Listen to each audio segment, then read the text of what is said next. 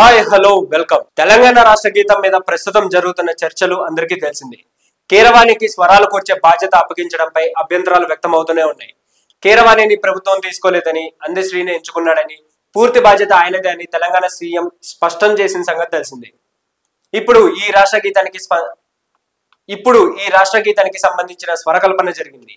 ఈ పాటను సింగర్ హారిక రేవంత్ పాడేశారు. ఈ మేరకు సీఎం రేవంత్ రెడ్డిని కీరవాణి టీం కలిసింది. చరిత్రలో నిలిచిపోయే, రాబోయే తరాలకు గౌరవప్రదంగా నిలిచిపోయేలా తెలంగాణ నూతన రాష్ట్ర గీతాన్ని ఆలపించడం విశేషం. ఈ పాటను పాడడం ఎంతో గర్వంగా, గౌరవప్రదంగా ఉంది.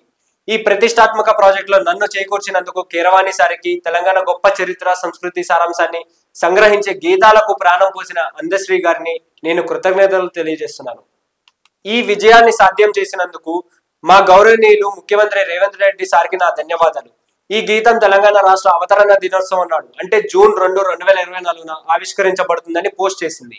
శుక్రవారం నాడు కీరవాణి తన టీంతో కలిసి సీఎం రేవంత్ రెడ్డి గారిని కలిశారు. ప్రస్తుతం హారిక చేసిన పోస్ట్, షేర్ చేసిన ఫోటోలు నెట్టింట్లో విపరీతంగా ట్రెండ్ అవుతున్నాయి. సో ఇలాంటి మరిన్ని ఇంట్రెస్టింగ్ అప్డేట్స్ కోసం please do like, share and subscribe to our channel.